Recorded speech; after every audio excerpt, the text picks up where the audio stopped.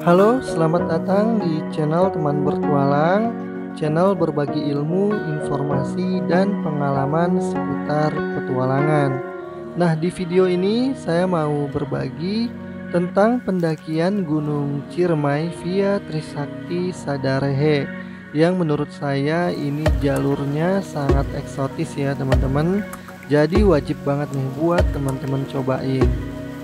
Saya akan informasikan sedetil mungkin ya teman-teman yang saya tahu, dari mulai transportasinya hingga jalur pendakiannya menuju puncak.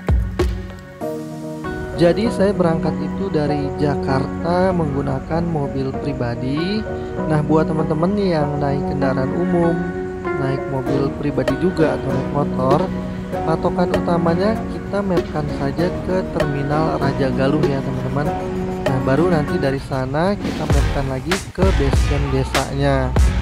Dan nanti dari basecamp desa itu ke basecamp pendakiannya, karena jalannya rusak dan cukup sulit, jadi kita bisa charter pick up atau charter truk ya teman-teman untuk sampai ke basecamp pendakiannya.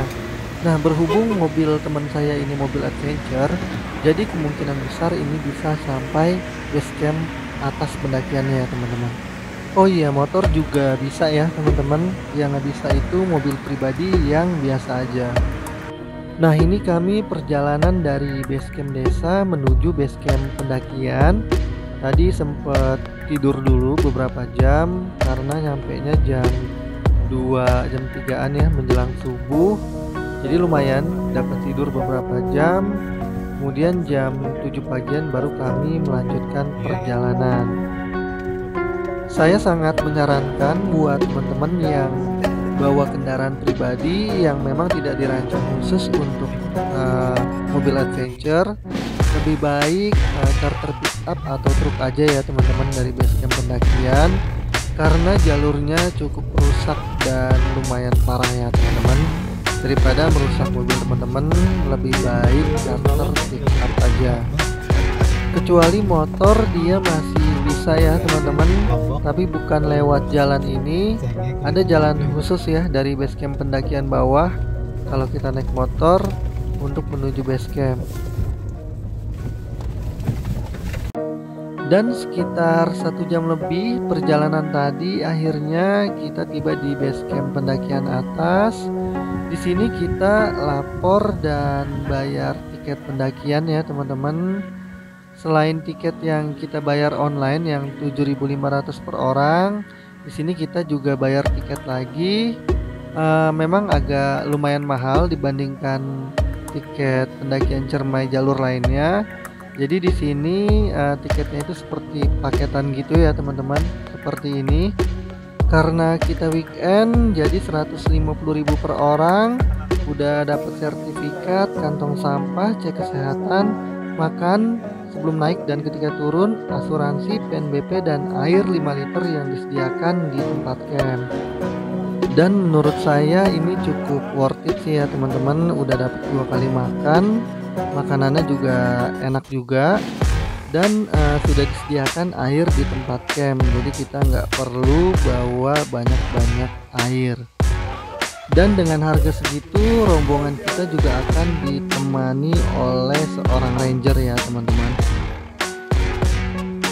Nah, ini pelang selamat datang pendakian jalurnya. Posisinya nggak jauh dari base camp.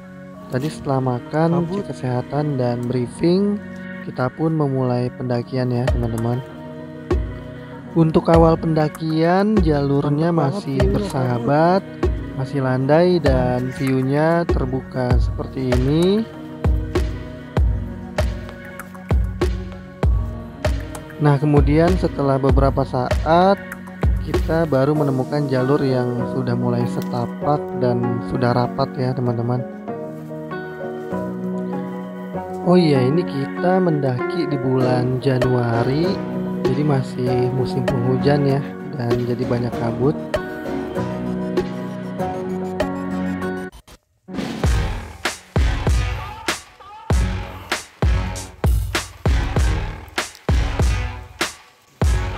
Nah, itu sudah nampak pos 1-nya ya teman-teman. Perjalanan dari base camp ke sini kurang lebih 30 menitan ya. Di sini kita istirahat dulu ya sejenak karena perjalanan tadi semakin ke sini sudah mulai menanjak ya teman-teman. Jadi cukup lelah dan kita butuh istirahat sebentar. Sekedar informasi, yang mendaki jalur ini masih tergolong sepi ya teman-teman. Saya cuma bertiga dan ini kita ketemu rombongan lain ya, digabung jadi satu dan ditemani satu ranger.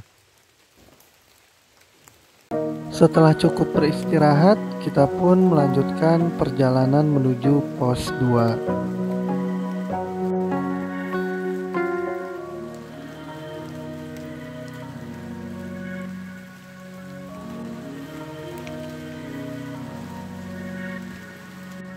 Kondisi hutannya bisa dibilang cukup lembab juga ya, karena memang Gunung Ciremai ini dia termasuk hutan hujan tropis.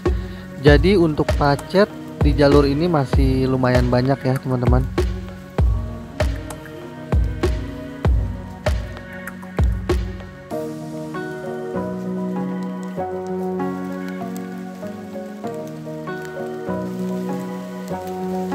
Nah ini ya teman-teman kondisi jalurnya. Jujur saya suka banget ya sama jalur ini karena hutannya masih sangat asri.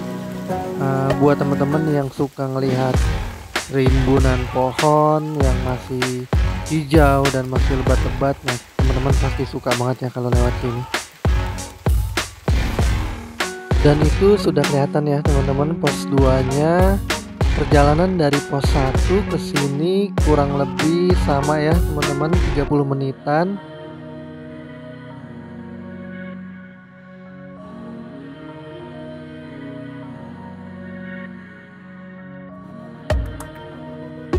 Seperti biasa kami pun istirahat dulu untuk ngemil-ngemil sedikit dan minum ya, untuk mengumpulkan tenaga kembali karena medan dari pos 1 ke pos 2 ini udah lumayan nanjak ya teman-teman.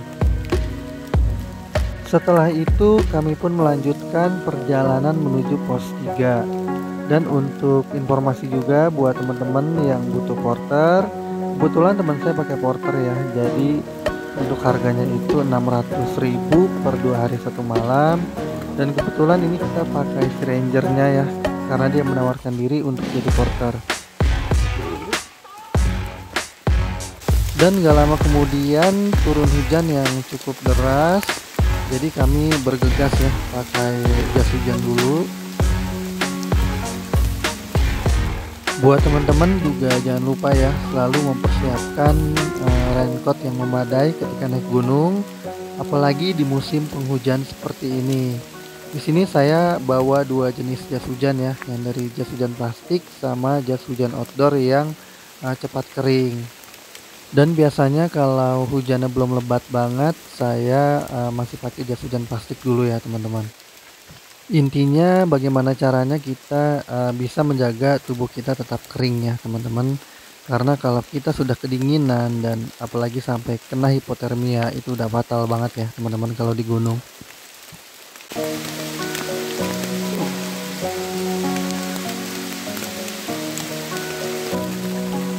Dan akhirnya kita tiba juga di pos 3 ya teman-teman. Perjalanan dari pos 2 ke pos 3 ini masih sama ya, kurang lebih 30 menitan. Di sini kita nggak istirahat, kita langsung melanjutkan perjalanan karena masih hujan ya teman-teman. Dan hati-hati ya, dari sini kita akan melihat jurang di sebelah kanan kita. Hati-hati, jurangnya cukup dalam ya teman-teman. Jadi pelan-pelan aja. Dan setelah berjalan yang masih sama ya durasinya, kurang lebih 30 menitan, kita tiba juga di pos 4 nih teman-teman. Di sini kita nyempetin untuk istirahat dulu 10 menit untuk atur nafas ya. Karena kalau hujan gini perjalanan jadi lumayan berat juga ya teman-teman. Kemudian setelah beristirahat, kita pun melanjutkan perjalanan menuju pos 5.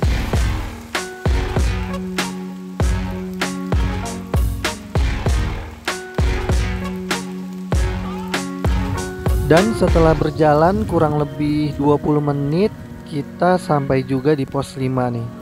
Di sini kita istirahat dulu, lumayan lama ya teman-teman, 20 menitan karena sudah siang tapi kita belum makan ya. Nah, ditambah hujan dan dingin, pastinya kita jadi lelah dan lapar banget nih. Nah, kita di sini isi perut dulu ya teman-teman.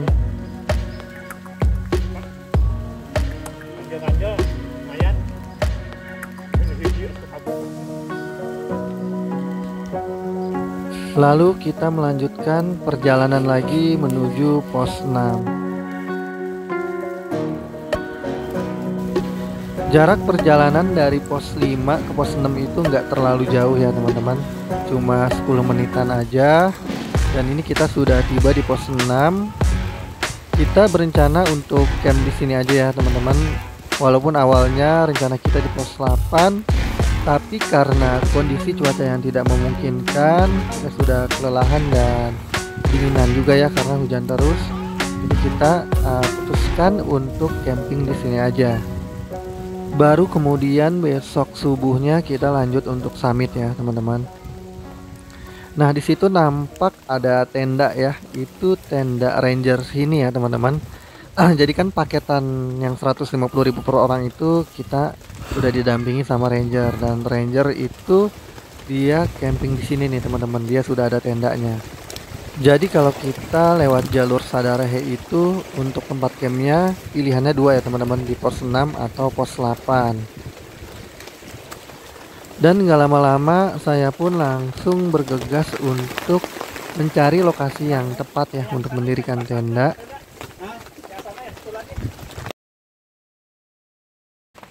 Nah, ini tendanya sudah terpasang. Saya pun langsung melakukan aktivitas seperti biasa ya teman-teman. Kalau udah sampai tempat camp, saya sukanya masak-masak nih. Kalau teman-teman saya sih udah pada rebahan ya, udah pada sleeping bag kan, karena memang dingin juga sih teman-teman di sini.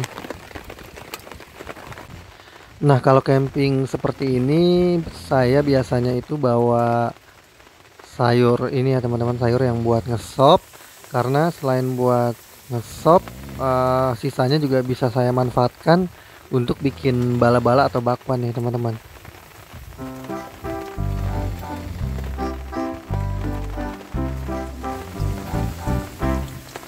Dan ini posisi saya di bawah flysheet ya teman-teman, karena memang hujannya juga belum berhenti. Tadi sempat berhenti, tapi nggak lama kemudian hujan lagi nih teman-teman.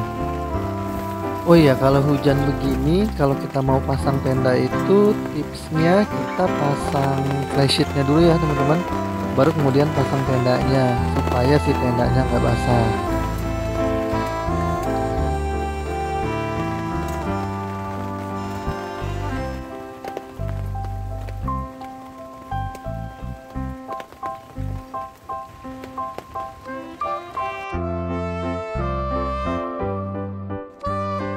Keesokan hari sekitar jam setengah 5 subuh kita udah siap untuk summit. Tadi kita bangun jam 4 kurang untuk prepare dulu ya, dan makan ringan, makan roti pakai selai aja. Yang penting jangan kosong ya teman-teman, karena kita butuh tenaga untuk perjalanan summit ini. Nah, setelah berjalan kurang lebih 1 jam lebih ya, kita akhirnya tiba di pos 8 nih teman-teman, di Kawah Burung. Tadi nggak sempet video ini ya di pos 7-nya karena kondisinya masih gelap banget. Jadi saya jarang bikin video ya di perjalanan tadi.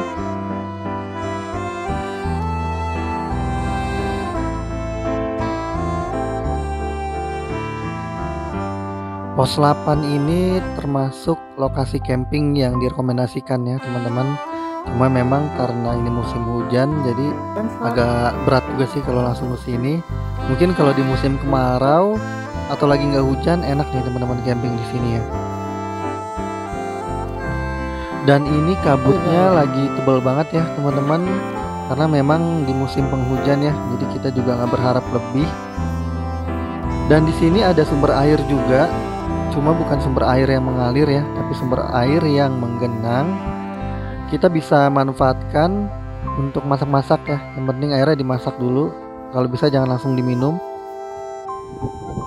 Perjalanan dari pos 8 ke puncak itu sudah mulai terbuka ya teman-teman, seperti ini.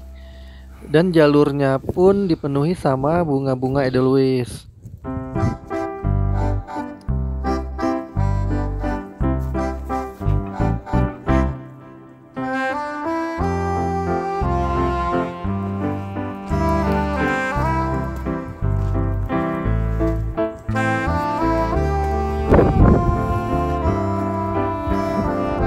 Dan akhirnya kita pun tiba di puncak setelah berjalan 1 jam lebih dari pos 8 ya teman-teman.